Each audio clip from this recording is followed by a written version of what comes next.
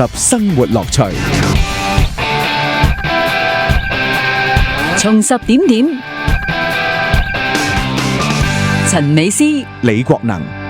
星期五啊 ，Happy Friday 啊，又點解你要走音嘅？重拾點點未開聲啊嘛，即係已經開始假期 mood 啦。係，然之後我哋要啲聽眾聽住我哋未開聲嗰把聲，就去到開啦，做節目越嚟越開啦。咁我哋下個鐘把聲咪好聽啲咯，簡直係靚聲啊！係啦，咁我哋個嘉賓咧，佢把聲都靚嘅。係啊，個樣又靚啦，係啦，影啲相更加靚啦。係啦，啲相又影得靚啦。我哋有攝影師謝建華 ，Galen 你好。早晨 ，Hello， 早晨，兩位好，大家好。係啊，我哋今日教大家影咩好？我哋影下城市風景喎，城市風景好多人都中意影噶，即係隨時攞手機出嚟都影到啊嘛。冇錯啊。但係點樣影得靚啊？點樣揾靚景啊？或者究竟係關自己技巧事，定自己遇唔啱靚景事咧？就要問下你啦。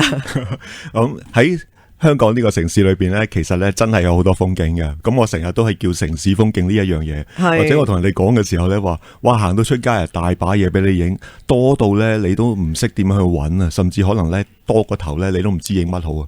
最困難，我諗對於一般人嚟講最困難呢樣嘢。係咁，首先我哋應該係影一個密質質嘅城市嘅景啊，即係影高樓大廈景啊，定係要去 focus on 哦，原來地下有塊樹葉喎，影嗰啲，即係我哋應該去點樣去取材先呢？第一件事，我諗咧第一件事就，我覺得咧，如果我建議一啲，即係譬如話佢好想去影多啲自己有關嘅同自己好有生活嘅題材，同埋係一啲咧佢摸唔到影邊一樣嘢好，因為太多嘢嘅朋友嚟講咧，我會建議佢咧影一啲自己就近嘅嘢，或者自己咧係好有興趣嘅範圍裏邊嘅嘢。係，即係好似我咁咧，我就成日留意唔到個城市係有咩影嘅，咁我就好少可會影啲人噶嘛，咁所以咧我通常都係影樹葉噶咋。你有影過咩？我見唔到嘅。咁唔一定 post 出嚟噶。哦，即係我通常見到花或者樹葉啊，或者地下一片好靚嘅落葉啊，咁我先會諗起影㗎啫。即係如果你留意唔到又唔覺得靚嘅嘢，你就唔會影噶嘛。係啊，其實有時如果譬如話咧，如果你會影一啲你自己感到興趣嘅嘢，本身可能你喜歡好中意食嘢嘅，食唔同嘅嘢嘅，咁食物可能係你其中一個你可以發掘嘅題材。食物都算係都市景嚟噶，即係城市風景嚟噶。可以噶，其實呢個食物咧，其實係好近我哋嘅嘢，亦都喺我哋面前，亦都可能呢個食物咧係喺個環境裏邊好有關係啊。譬如話咧吓，假設性，如果你喺旺角篤串魚蛋咁樣樣咧，其實個魚蛋喺旺角裏邊咧，其實係一件好流行嘅一啲嘅地道嘅小食嚟嘅。咁其實佢本身咪好有意思咯，可以，亦都可以代表到咧你喺旺角裏邊嘅一啲經歷嘅。咁我哋係啦，點樣影靚一串魚蛋咧？真係冇諗過。我嗱，你問我咧，我就咁諗啦，我就可能係買咗一串魚蛋，跟住就用隻手揸住魚蛋，揸住一個串魚蛋，揸住粒魚蛋，咁之後咧就攞個電話又好，手機相機又好，跟住就喺嗰個街頭嗰度啦，咁跟住嗰串魚蛋就係個主體，咁跟住咧嗰條街就係有景深嗰個 effect 喺度，咁其實係咪就已經係 OK 啊？定係其實有啲更加靚嘅，我哋可以影到嘅咧？呢個係其中一個嘅表現嘅方式嚟嘅，其實已經係好好噶啦。咁另外，譬如話咧，譬如我咁樣口述咧，就話，譬如一串魚蛋，可能喺每一個地區咧，佢有唔同嘅價錢嘅。咁可能喺旺角咧，可能佢略貴啲咁多啦，咁樣樣啦。咁你揸住魚蛋咧，如果喺佢個價錢面前咧，影一張相，咁佢表示咗呢一串魚蛋嗰個價值啊，或者係佢嗰個時間裏邊咧，係值呢個價錢咧，其實有一個記錄嘅意思喺裏邊，亦都可以係一個創作嘅素材。咁會唔會係成個賣魚蛋嘅檔口都影一幅又得咧？即係見到好多人來人往咁樣，又其實又可以做一個構圖，未必一定係要 focus 喺個粒魚蛋或者個串魚蛋度嘅。呢個亦都係好嘅素材，不過有樣嘢咧，我哋又需要考慮啦。譬如話咧，如果我哋喺一個攝影人咧，咁揸住個相機咧去影人哋嘅鋪頭裏邊咧，我哋就要睇下人哋咧方唔方便啦。咁可能咧會即係會影阻住人哋做嘢啊，老闆娘會唔高興啊，咁樣之類啦。咁呢個你只要考慮到，而嗰樣嘢大家咧喺一個即係大家明白嘅情況之下咧，咁就可以進行啦。但係你頭先講咧呢個寫實啲嘅影法咧，就好多人都唔知點樣做會做得好喎。即係譬如你話喺個價錢牌嗰附近嗰度影啦，又或者影成間鋪頭，或者影嗰個其中一個阿姐或者阿哥喺度篤緊魚蛋咧，咁咧其實我影出嚟咧係等於求其影係一樣。相啊，我成日見到自己影嘅。係啊，其實係咪因為好雜亂求其影嘅話，先至就係有嗰種另外一種嘅凌亂味出嚟，定係點樣？定係其實唔得嘅咧？喺攝影嘅角度嚟睇，其實攝影裏邊咧有樣嘢，即係創作咧都係一樣，有樣嘢叫即興創作嘅。其實唔係話一定你需要好高深嘅技巧或者好精確嘅計算之下咧去拍攝創作嗰樣嘢咧，亦都可以好有個生活氣息裏邊。咁當然，如果你話希望可以進行一個有規模嘅一個創作嘅經驗嘅話咧，咁其實你可以諗下，你嗰個拍攝裏邊咧，嗰個過程係可以點樣表現到你嘅主題同埋你嘅主體，即係譬如頭先講小食啊，或者啲魚蛋呢啲咁嘅嘢咧，佢可以成為一個主題。咁一張相裏邊咧，如果個魚蛋係主角嘅話咧，魚蛋就係一個主體啦。咁如果景深嘅話，我好鬼死中意景深咁景深係咪？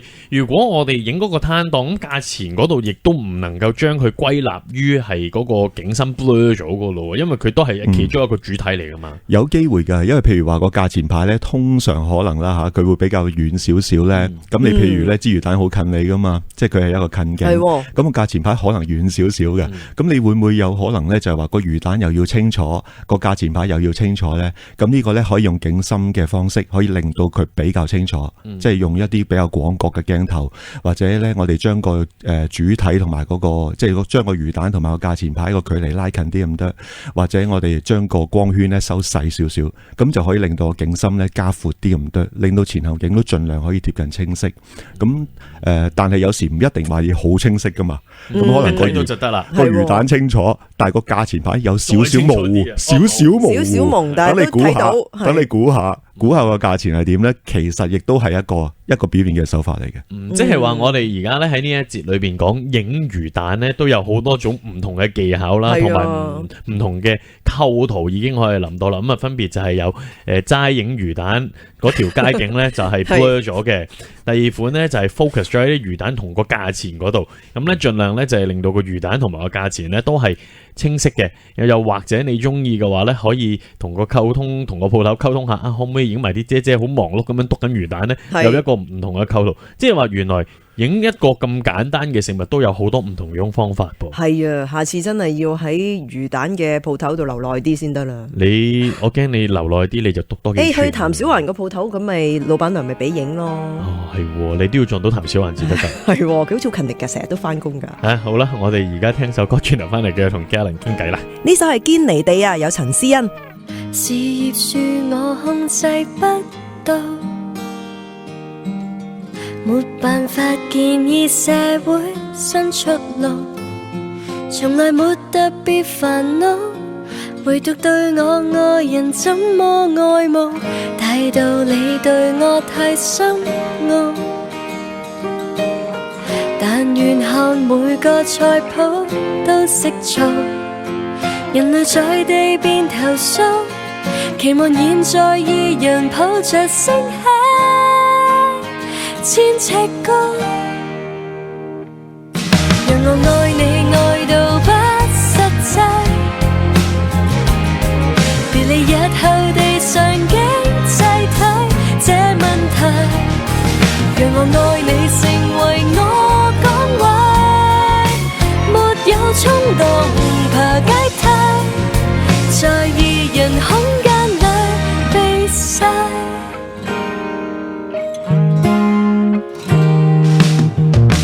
現實裏戰況太恐怖，活在這世界太高的溫度，你哋浪漫地圓舞，寧願道別地球抱着一起，不畏高。讓我愛你愛到不實際，別理日後地上經濟體這問題，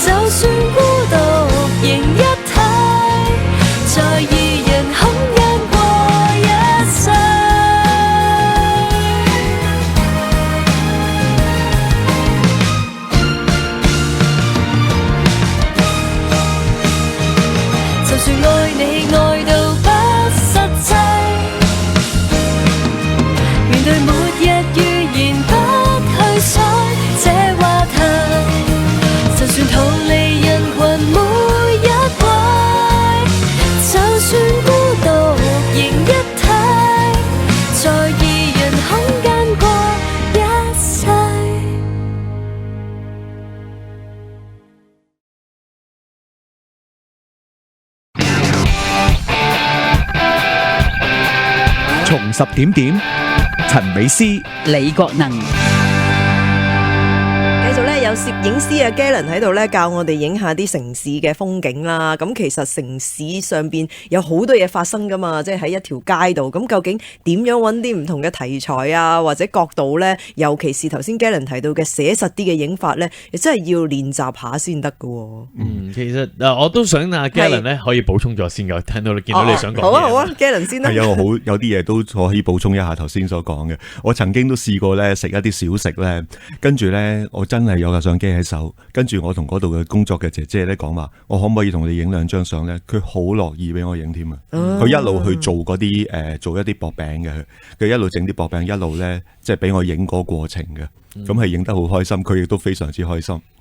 但係最緊要就係要尊重人哋，問一問人哋先。冇錯啊，冇錯，唔好無啦啦影咗。係啊，咁其實即係嗰次嗰個過程就係我同佢溝通咗先，跟住佢好樂意俾我接受，即係接受俾我影咧。咁跟住嗰個過程咧就好愉快啦。嗱，呢一個就喺鬧市裏邊，我哋其中見到一個香港嘅地道小食就係魚蛋啦。你或者影串墨魚丸又得，係啊，影串牛雜都得嘅。呢一個 apply 到任何嘢嘅。雞蛋仔個影法會唔會唔同啊？雞蛋仔一塊塊噶嘛，啲色又唔同。係咯，但咪差唔多啫，都係加啲魚蛋，都係黃黃地色嘅。但係如果係啦，譬如影啲唔係圓形一粒粒一串串嘅，影一個平面會闊大啲嘅影法，係咪有啲唔同嘅？接埋咗噶嘛，買到上嚟嘅時候，我等 Galen 講。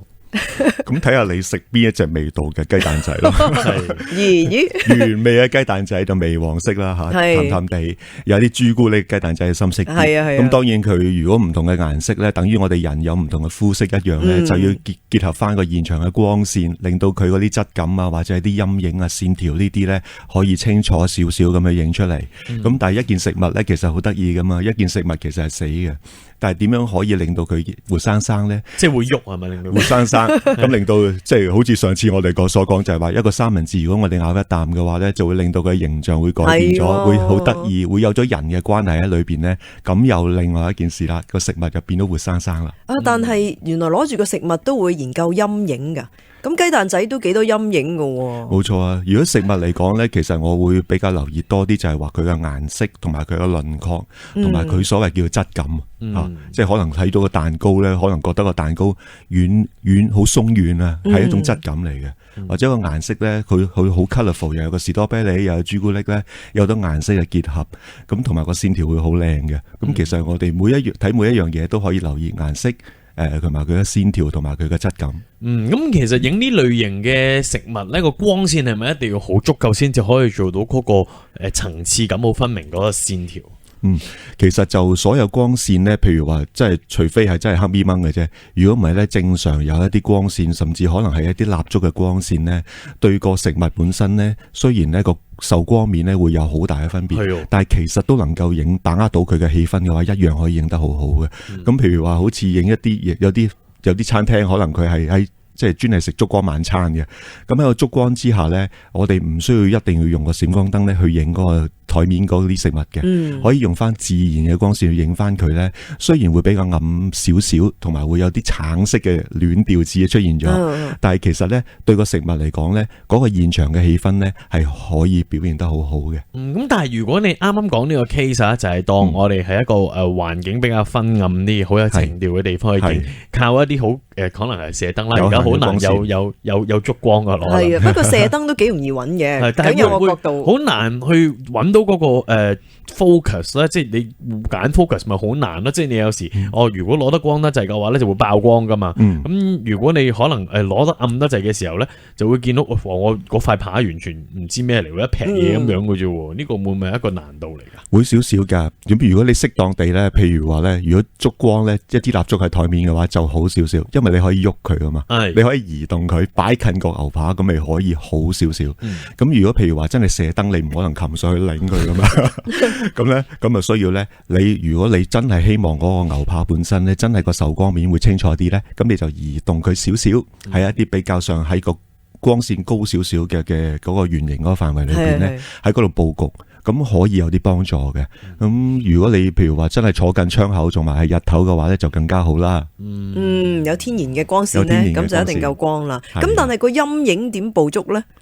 陰影咧，其實如果譬如話窗口光天然嘅光線嘅話咧，佢嗰個陰影嗰部分咧唔會特別好強嘅。通常陰影點解會強咧？就係話有好強嘅光線而打斜射咗過嚟嘅話咧，佢相對嗰一面個陰影就會高。即係話嗰個光線要好激咧、好近咧，嗰個陰影先會比較強嘅。自己打咪得咯。如果自己攞個手機，有開個閃燈係嘛？即係開嗰個 mon 係咪照住佢？或者開個 flash 咯，喺個手機嗰度。係啊，咁咪好強咁樣喺。會都幾強㗎。其實個陰影會相對比較強一啲。咁所以如果可以嘅話咧，譬如話日頭嘅窗口光啊，或者一啲即係射燈大力距離你比較略為遠少少嘅話，而你去移動翻去一個受光面比較高啲嘅情況之下咧，個陰影會好一啲。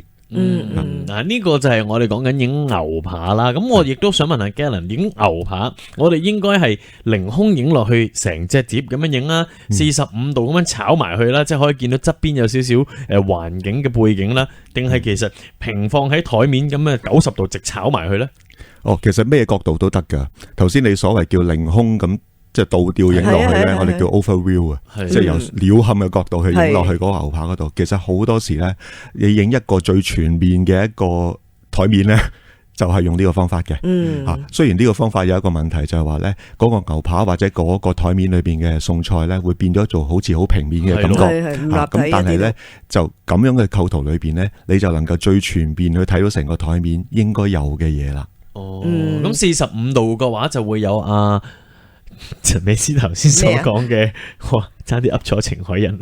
點解認錯人？陳美斯所講嗰個陰影啦，咁都會有一個立體嘅感覺啦。但如果平放即90度嗰個手機又好相機好影過去就咩都冇噶咯。如果45度，我個人嚟講，我覺得係幾好嘅，因為點解咧？因為好接近我哋坐喺台面望住碟牛扒嗰個角度，係一個好真人嘅一種角度，活生生嘅。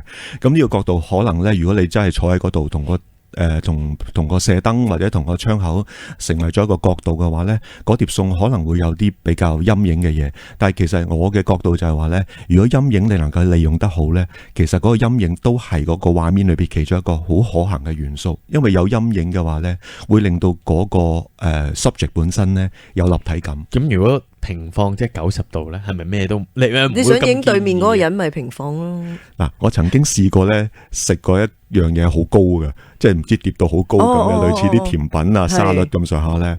我嗰次咧就好得意地，我真係用水平嘅方式係踎喺度，半踎喺度咧，喺個台面嘅平面嗰度影過去嘅，咁可以影到嗰樣嘢高。咁可以係有佢嘅好玩嘅地方。好多嘢試喎，下次食飯要影好耐喎。係啊，我哋一陣嗰餐就可以試下。好啊，就不過而家試就試聽下隻歌先啦。好，你最珍貴2016 R&B version 啊，唱嘅咧有磁石陣同埋胡林啊。明年這個時間，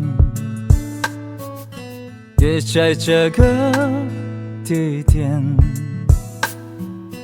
記着帶着玫瑰，那山林的溪上思念，動情時刻最美，展現得給不累，太多的愛怕醉，沒人曾愛再美的人也會憔悴。我會送你紅色玫瑰，你知道你給了異鄉眼淚相對，未來的日子有你才美，夢才會真一點。我學着在你愛裡沉醉，你守護着我撐過，我願意這條情路相守相隨，你最珍貴。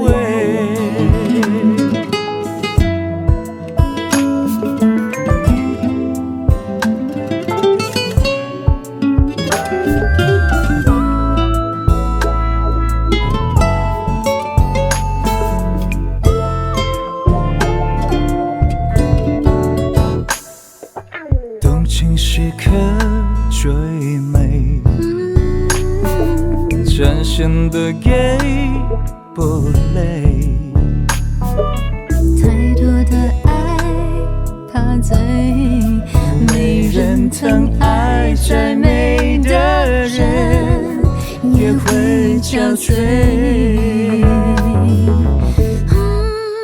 我会送你红色玫瑰，你知道你别来也像眼泪相对。未来的日子有你才美，梦才会真一点。我写着在你爱里沉醉，你守护着我穿过黑夜，我为你这条情路相守相随，你最珍贵，你最珍贵。我会送你红色玫瑰，你知道你别来一场眼泪相对。未来的日子有你才美，梦才会真一点。我学着在你爱里沉醉，你守护着我穿过黑夜，我愿意这条情路相守相随，你最珍贵。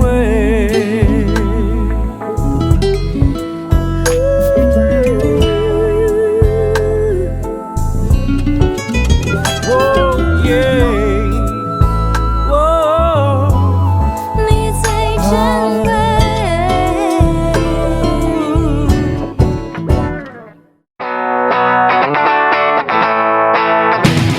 從10點，李國能、陳美斯。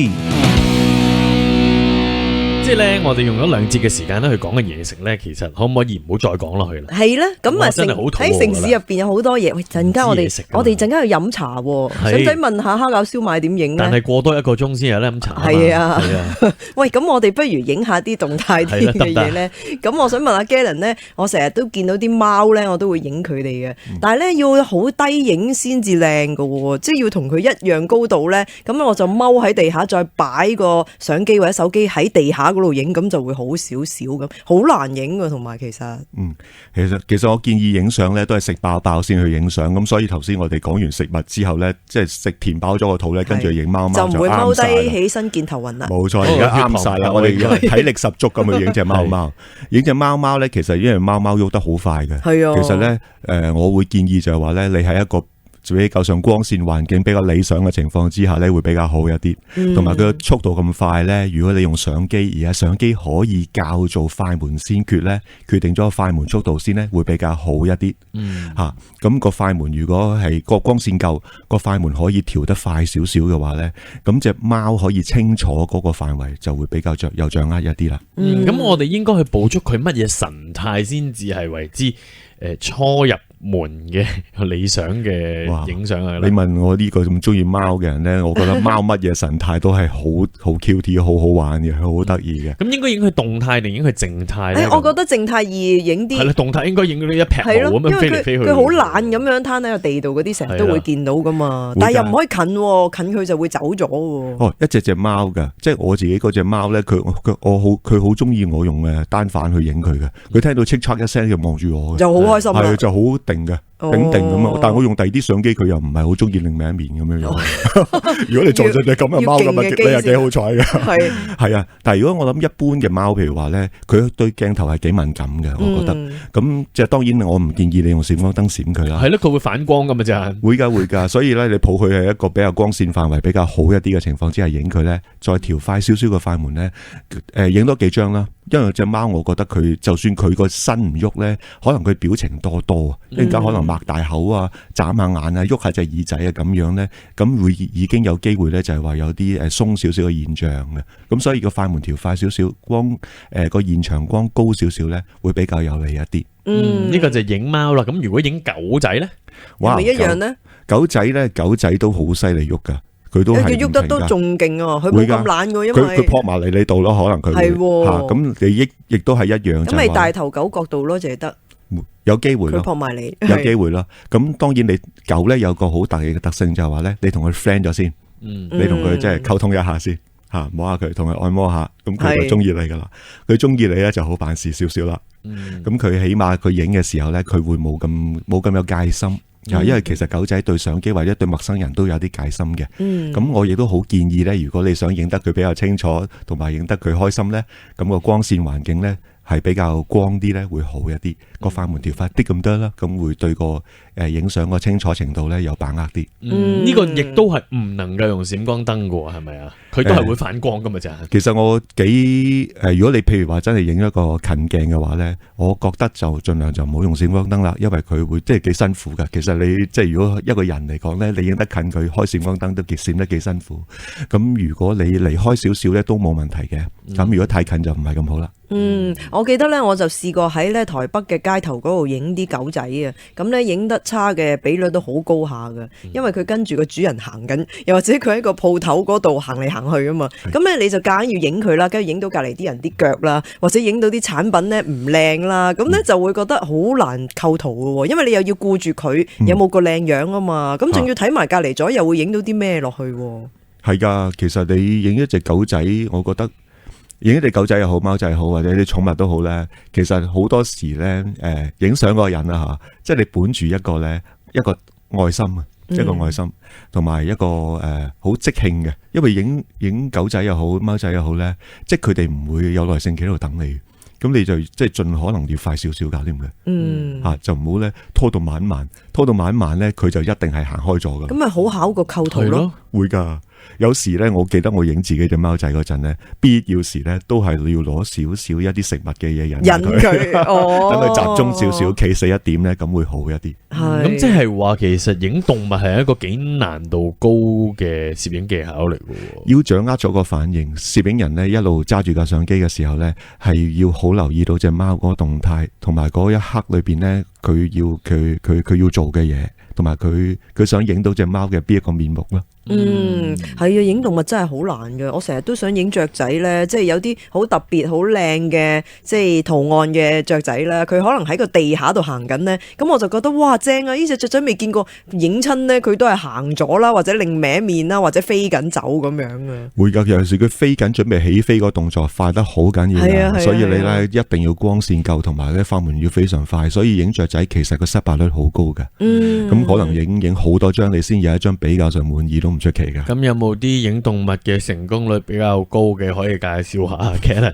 咪住，但係如果用單反係咪易啲咧？我住喺大埔啦，我成日喺啲河邊咧見到啲人影小白鷺或者大白鷺咧，佢哋係抱住喺度好耐，咁就影到佢起飛嗰陣時拍翼嗰個樣又好靚咁樣咯。會㗎，但係其實佢都係可能報咗好耐，同埋觀察咗好耐，影咗好多次，失敗過好多張咧，先至有一兩張俾你睇到，嗰兩張係滿意㗎。因為一啲都唔出奇，尤其是雀仔咁高速嘅動物。咁有冇啲動物易影啲嘅咧？人烏龜啊，人啊，蝸牛佢喺埲牆度行得好慢嘅時候，係啦，蜥蜴啊嗰啲係咪就係易啲啊？會，佢動作會比較緩慢。咁咧，你去影佢哋咧，通常會比較好。咁咧但係龜仔咧，譬如話龜咁樣咧，咁佢活動嘅範圍好細嘅，因為佢可能喺個光裏邊，或者佢本身呢啲顏色比較暗少少咧，或者佢都未必有咩表情咁樣咧，咁你就要影佢個形態，影佢嘅形態會比較即係可以生鬼一啲。如果要影形態咧，譬如影隻龜咁，係咪唔影晒成隻會好啲咧？影某個角落咁樣好似型啲，即係影佢腳啊，影佢頭啊，影佢條尾啊，係啊，個頭加少少身咁樣。呢個可以睇你個自己表現手法係想點。譬如話咧，你影個龜個殼同埋後腳同埋隻尾係一張相咧，等人哋估下佢係個樣係點樣，或者估下佢係咪一隻好有型嘅龜咧。咁若隱若現咁樣喺張相裏邊表達咧，其實都係幾好玩嘅。呢個我都係唔考慮啦，因為我驚龜嘅。你驚龜？係啦，所以唔影龜。有冇第二個選擇啊 Galen？我哋喺街，頭先你講蝸牛喎，蝸牛幾靚噶喎，蝸牛係佢講，我講噶係啊，喺啲公園成日見到噶，落雨嘅時候。但係你好難揾到隻大嘅蝸牛噶嘛，咁係咪就通常最好嘅近啲咪大咯，zoom 佢。同埋係咪都係喺嗰啲個 background 係一啲綠葉會靚啲咧？即係你冇理由影佢喺地下啊嘛。係咯，通常佢喺埲牆或者喺地下噶喎。其實譬如話蝸牛咧，譬如話佢真係唔覺意你喺公園見到佢喺度躝地下咧，其實當然佢好慢，你可以好夠時間去影佢。但係其實如果你影蝸牛嘅話咧，你將個主體變做蝸牛，將佢個路面成為咗一個背景嘅話，用淺景深，淨係個蝸牛嗰個部分清晰嘅話咧，可以影到佢一種好深邃嘅一種透視感，同埋可以影到佢喺條路裏邊慢慢躝嗰種艱辛嘅感覺咧。你哋可能佢好享受都唔定嘅吓，但係我哋睇落去可能佢幾艱辛，遙遙長路咁慢慢行。其實呢張相已經好有主題噶啦。咁就唔會好似我頭先所講嗰個蝸牛同個地面成為一體咁樣咯，即係一定要用淺景深、景淺深。你最中意用嘅景深可以用淺景深。咁咪要即係個相機要擠地下先得咯，一定要。可以噶，因為其實而家有好多 mon 可以扭咧，譬如話我哋用嗰啲數碼相機可以扭 mon，或者甚至個 mon 咧，其實你坐低佢影，或者手機都係啦吓。咁你坐低少少去影咧，其實都唔辛苦嘅。試下先，學識多咗一樣嘢。好啊，咁我送首歌俾你一齊再講。呢首歌係想做就做啊，有 Red Holic 啊。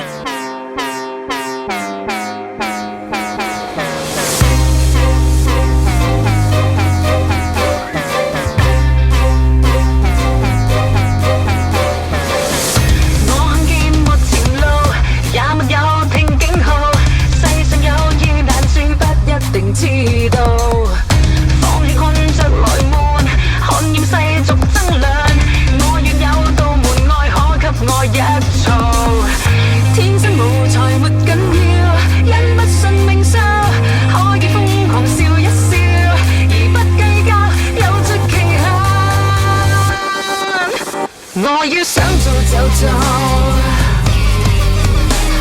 想做就做，想做就做，想做就做。我大腦未明白，錯過了便坦白，要這樣為名立千軍裏一發。你別要再輿論，決意去踏這步。我說過在期限功夫會飛盡，天真無才沒緊要，因不信命數，可以瘋狂笑一笑，而不計較有着期限。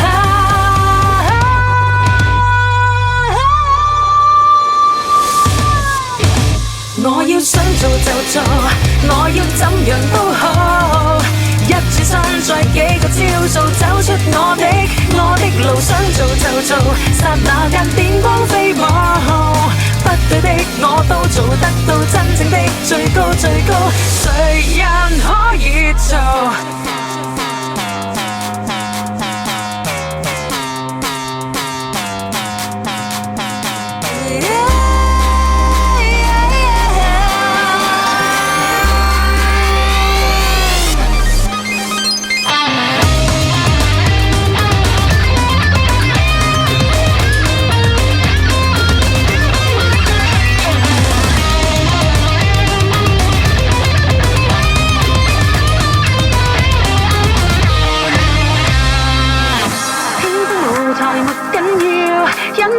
命數可以瘋狂笑一笑，而不計較有着期限。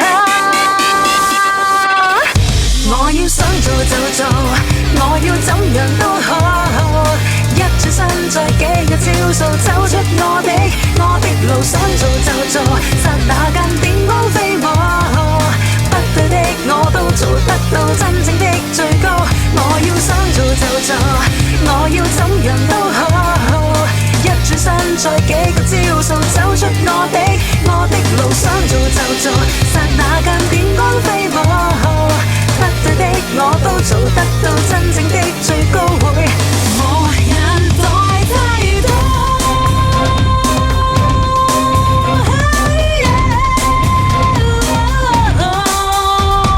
想做就做，我要想做就做，想做就做。重拾點點，陳美詩、李國能。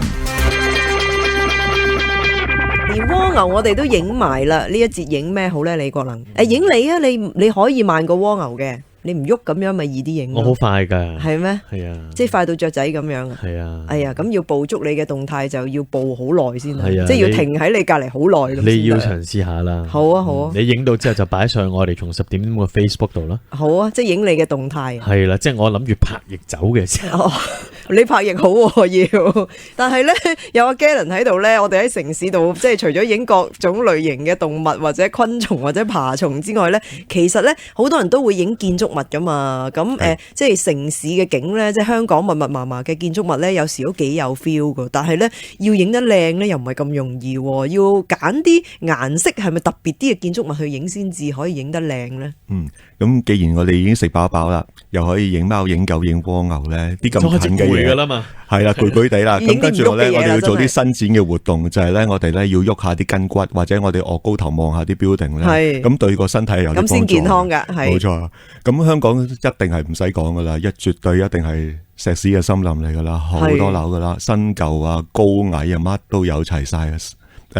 咁其實睇你自己中意 focus 係邊一種唔同嘅 building 啦，譬如話你可以好中意影啲好宏偉嘅甲級商廈嘅，咁你去某幾區可以揾到啦，亦都可能你中意揾一啲比較即係親民啲嘅舊樓嘅、舊嘅房屋嘅，咁嗰啲你喺某幾區又有好多㗎，咁其實你喺睇下你自己 focus 想影啲乜嘢嘢先，咁每一樣樓其實我覺得本身嗰啲顏色唔係話十分豐富嘅，咁但係你對樓宇呢一樣嘢，我哋每一個人呢，因為我哋居住喺啲樓宇裏邊，咁我哋一定係好有感覺嘅。咁我哋譬如話香港呢，咁密麻麻嘅地方呢，其實你影到密麻麻呢，亦都係好表現到香港嘅特色嘅。係我知道咧，即係如果影舊樓咧，其實係可以影得好靚嘅。好多時睇啲攝影師影咧，唔知點解影得好有氣氛啦。咁但係當你喺一個區好多舊樓嘅時候，你又覺得都冇乜特別，揀啲咩嚟影好咧？咁就會覺得因為影咗唔靚咯，即係普通影到一條街有好多棟樓，有好多鋪頭，有啲巴士站咁樣，咁真係唔知點樣揾題材。會㗎，其實好多時咧就係話你一排樓，尤其是啲舊樓啊，好中意黐埋一齊起出嚟㗎嘛。哇！你見到成排樓咁多嘢，我都唔知選取啲咩嘢好啊，冇乜 focus，咁咪揸住個相機撳咗掣，咪搞掂晒咯。咁變咗張相就冇咗個主題喺度啦。咁譬如話可能啦吓，如果你去留意多少少，花多幾秒鐘時間去觀察一下嗰個樓，譬如我講舊樓咁樣樣，譬如有啲舊樓好多時咧，佢會有一啲招牌喺裏邊掛咗喺上邊，或者有啲樓咧，可能佢啲顏色咧係好獨特嘅，嗰啲顏色咧係新樓裏邊冇嘅，咁你可以去揾一啲顏色，揾一啲招牌呢一啲咁嘅象徵咧，喺張相裏邊突出嚟咧，咁成張相就會冇咁悶㗎啦。咁點樣去揾到嗰幅相？我哋當緊喺一層舊樓啦，點樣去揾到啲層次出嚟咧？如果唔係，你會見到我成幅相都係嗰啲樓咯，冇炸窗口係咯，係會㗎。其實好多時睇你自己集中，如果你樣樣都話哇好貪心啊！ A、B、C 3棟 building 我都要影晒，紅黃綠我都要影晒咧，咁啊真係喺一張相裏邊咧，會比較容易雜亂一啲。或者我可以提供一個方法，就係話咧，你如果真係好貪心，一張相裏邊想影好多層樓、好多個窗口嘅話咧，你嗰張相就主要影好多層樓同窗口，將啲窗口嘅線條咧喺張相裏邊咧去產生出嚟，咁個構圖係非常之緊湊嘅。好緊張嘅一個形象嘅，咁張相可以係一個創作素材。另外一個創作素材就係話呢，我將佢抹晒啲好雜亂嘅思緒，將佢集中喺某一啲部分裏邊。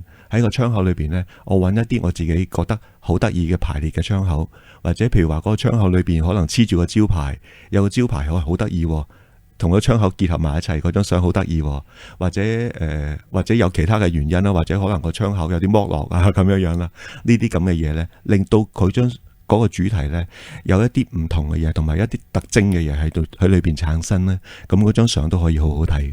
因為其實如果影窗口咧，就好似咧對住一堆咧幾何圖案咧，要設計咁樣啊。咁我有一次咧，我就對住一個好舊嘅公屋咧，咁我就覺得好耐未見過呢個款式嘅舊公屋喎，咁想影一張相咧，跟住唔知點影好啦，行近啦，行遠啦，咁我就喺側邊，最終係咪冇影到？有啊，我喺側邊影咯，即係側邊影咁咪有個梯形咁樣咯，即係有啲地方會放大咗，但係都係覺得唔靚噶，因為唔知個主題係咩，影嘅時候都會噶。咁其實咧，譬如話頭先我所講就係話咧，如果你要影大堆樓或者一大堆窗口嘅話咧，其實咧真係你望落去咧都幾雜亂嘅，同埋咧但係我自己會覺得就係話咧，建築呢樣嘢咧，無論佢窗口又好或者好多樓都好咧，其實佢都係由一個直線咧去排列出嚟嘅。咁所以如果你能夠將嗰個線條咧能夠攞到出嚟嘅話咧，嗰張相已經係有一啲好特徵嘅嘢發生咗出嚟嘅啦。唔知點解咧，我哋而家今日咧就講咗幾個題目啦，食物啦，有影動物啦，同埋呢個靜態咗嘅，即係樓宇啦。我就覺得樓宇係咪其實唔一定係彩色相，可以係黑白相，可以係一個懷舊啡色通嘅相都可以得嘅咧？可以㗎，絕對可以啊！我自己都影過一個系列嘅作品咧，就係用黑白去影一個 building 同埋個天空本身之間個關係嘅，咁都有好多年時間啦，10幾年前拍攝㗎啦。咁其實我亦都會覺得就係話一張你譬如用唔用 color 嗰種方式去影相，我用一啲黑白。或者用頭先你所講就係啡啡地，我哋叫 sepia 通，咁令到佢張相會有一種唔同嘅境界出嚟咧，亦都可以嘅。咁因為用黑白又好，或者用少少sepia 咁嘅顏色嘅話咧，會令到佢咧少咗顏色嗰啲嘢嘅影響喺張相裏邊。咁喺嗰個線條啊，同埋嗰個陰影嗰方面咧，會更加突出到。咁其實喺冇話標定啦，對任何嘢嚟講咧，嗰個表現手法都會唔同咗嘅。但係動物同埋食物就冇理由攞呢啲通嚟影㗎，食物就少啲，都可以，都係少啲。動物都可以嘅，動物都可以係啊。但係動物影完出嚟，咪變到佢咩都冇啦，黑白咁一撇嘢咯。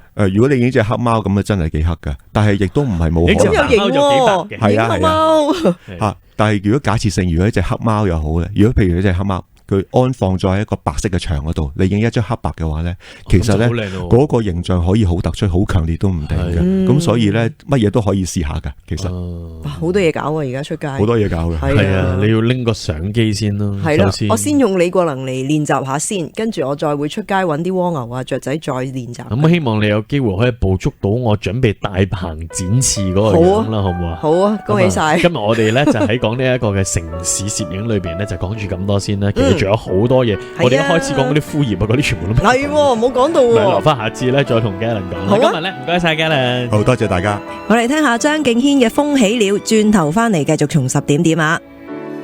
那道暖暖的光線漸透入了窗邊，睡眼惺忪依稀望見斷線風箏空中獨處。任滿地碎葉，微風捲起數片，樹幹棲息那雙雛鳥，或有天嘴尋理想飛散不見。願你可於他方過活別來無恙，人在某異國，但遺下印象。自那天，暗自蕩漾年少的空想，隨着你別去，路太漫長。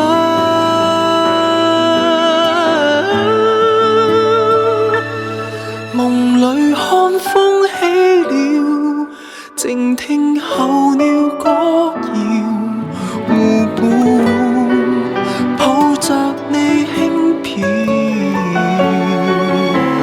時間擦身走了，目送初春日照。當你回頭微笑，成長了，我也得開竅。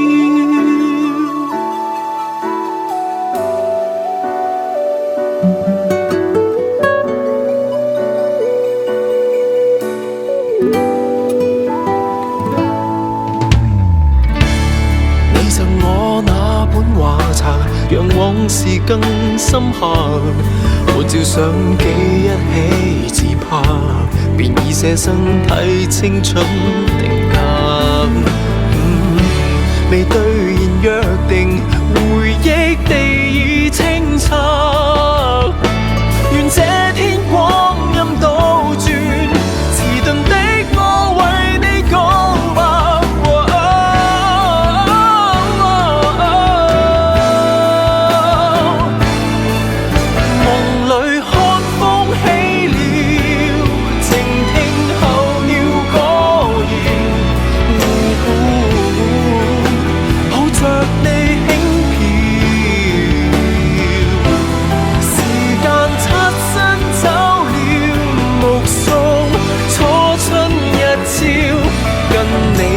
情年少，同望過溫馨破曉，夢見你的淺笑，曾約會那渡橋，聊着故事還不